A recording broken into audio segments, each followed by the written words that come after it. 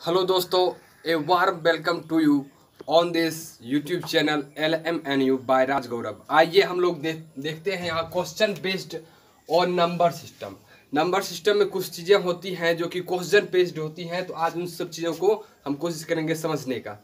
तो चलिए देखते हैं कि लगातार n तक की प्राकृतिक संख्याओं का योग, ये इसका फॉर्मूला होता है n into n plus 1/2।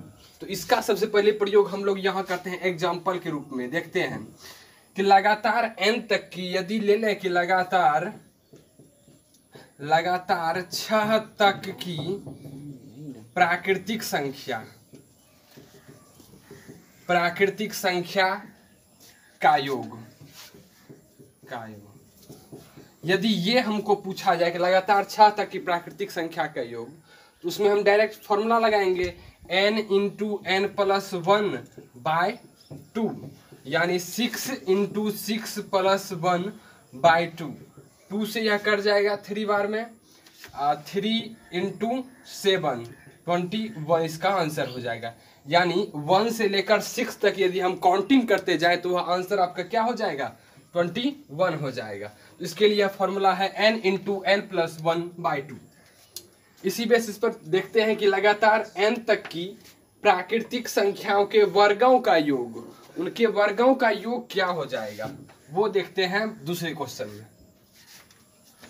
Example चलते हैं दूसरा। लगातार 6 तक की प्राकृतिक संख्या के वर्गों का योग, ये चीज क्या हो जाएगा, इसका क्या हो जाएगा आंसर। 6 तक की प्राकृतिक संख्या के वर्गों का योग यदि पूछा जाए तो वर्गों का योग बराबर हम फॉर्मूला जान रहे हैं n into n plus 1 into 2n plus 1/6। तो ये 6 जो है 6, तो n के स्थान पर 6 दे देंगे। 6 into 6 plus 1 into 2 into 6 plus 1/6। 6 cut जाएगा तो 6 ये हो जाएगा आपको 7 इंटू 13 91 इसका आंसर हो जाएगा आपको। देखिए ये चीज जो है सेकेंड नंबर फॉर्मूला पर चलेगा, फॉर्मूला बेस्ड है, हम अपने दिमाग में कैलकुलेट करके ऐसी चीज़ों को लिख सकते हैं। ये नहीं कि डायरेक्ट हम जो है इसको ऐसे ऐसे फॉर्मूला में बैठाएंगे लिखेंगे, ऐसा नहीं होता है। इतना कीजिएगा तो आप फिर जो आप क्लास छोड़ दीजिए, बहुत जल्द क्वेश्चन को करना स्टार्ट कर दीजिए।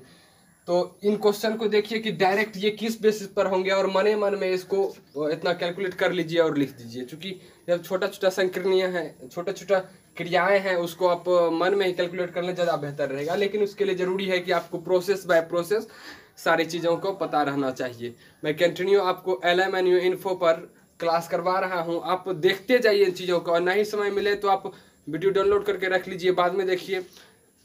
क्योंकि इससे होगा क्या कि मैं विभिन्न तरह के टॉपिकों को टच कर रहा हूँ, रीजनिंग और मैथ के विभिन्न टॉपिकों को, और वो आपके लिए फ़ायदेमंद रहेगा। बहुत सारी चीज़ें जो कि आपके लिए नहीं होंगी, बहुत सारी चीज़ें जो आप जानते होंगे, उसे रिकैप करना हमारे लिए एक जिम्मेवारी है। तो हम वो कर रहे हैं, तो आप हमारे साथ बने रहिए। तो चलिए देखते हैं थर्ड नंबर।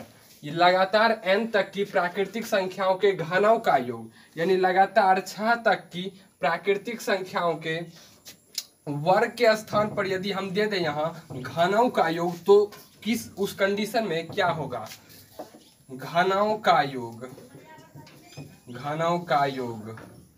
तो घनों का योग फॉर्मूला तो हम जान रहे हैं इसका, थर्ड नंबर का n इंटू n प्लस 1/2 का होल स्क्वायर, इसका होल स्क्वायर, यानी 6 दिया हुआ है तो 6 इंटू 6 प्लस 1/2 इसका होल स्क्वायर कर देंगे। तो यह हो जाएगा 6 प्लस 7/2। इस टर्म में गुना के टर्म में है, यहाँ गुना, ऊपर में होल स्क्वायर है। तो 6 2 से 3 बार में कट गया, 7 21 हो गया, और 21 का स्क्वायर करेंगे तो 441 हो जाएगा। तो आप डायरेक्ट इस चीज़ को कर सकते हैं, ठीक।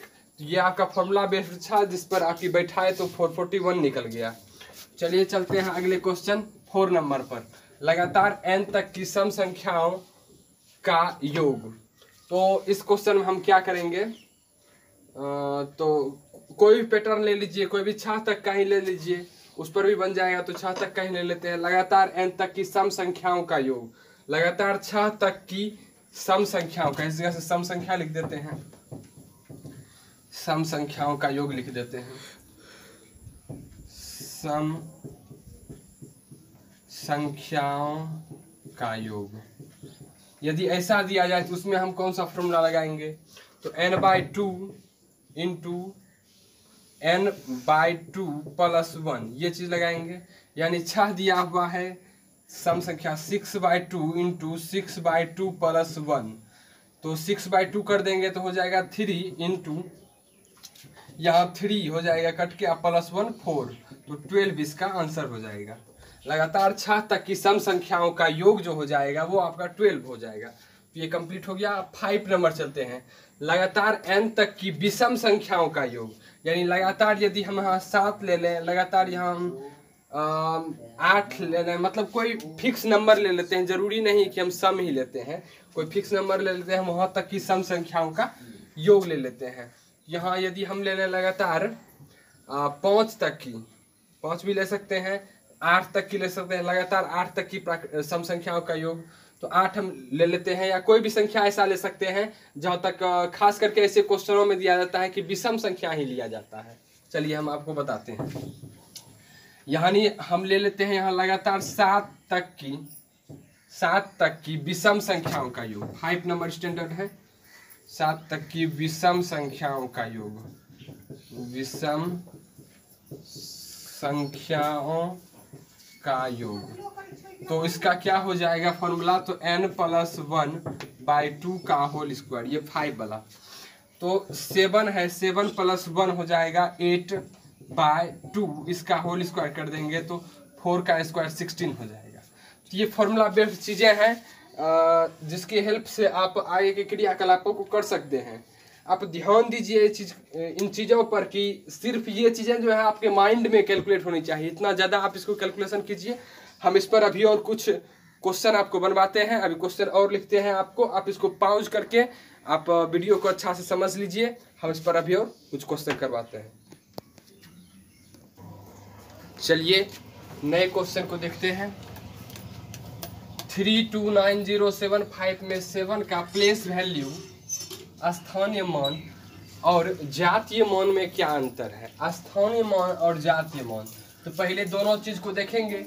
एक होता है प्लेस वैल्यू, एक होता है फेस वैल्यू। ठीक, तो प्लेस वैल्यू इसका देखते हैं, यहाँ इसका देखते हैं आंसर क्वेश्चन का। 329075 7 का प्लेस वैल्यू करना है, तो 7 यहाँ है, इसका प्लेस वैल्यू 70 हो जाएगा। ठीक, प्लेस वैल्यू ये हो गया। लेकिन फेस वैल्यू यानी जातीय मान कहा जाएगा, तो जातीय मान वो स्वयं संख्या हो जाता है। ठीक, तो प्लेस वैल्यू ये हो गया और फेस वैल्यू 7 हो गया, इसको कहते हैं फेस वैल्यू, जातीय मान। कह रहा है दोनों का अंतर क्या होगा, what will be the difference of place value and face value. तो यहाँ देखते हैं 17 - 7 कर देंगे तो 63 आंसर हो गया। किसी भी संख्या का जो फेस वैल्यू होगा, जातीय मान, वही संख्या हो जाएगा। और स्थानीय मान हम निकालने जानते हैं, जितना अंक रहेगा बचा हुआ राइट साइड में उतना शून्य उस पर दे देंगे। ठीक, तो 17 - 7 = 63। ये आपका हो गया स्थानीय मान और जातीय मान दोनों के बीच डिफरेंस। नेक्स्ट चलते हैं अगले क्वेश्चन पर। 39497 में कौन सी छोटी संख्या जोड़ी जाए कि योगफल 3 से पूर्णतः विभाजित हो जाए। 3 से पूर्णतः विभाजित करना है। देखिए आंसर सेकेंड नंबर का देखते हैं।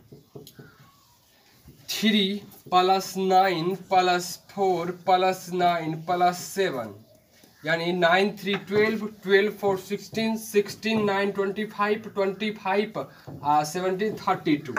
ये 32 जो हो गया, ये क्या 3 से डिवाइड है, और 3 से डिवाइड करेंगे तो रिमाइंडर क्या बचता है इस जगह।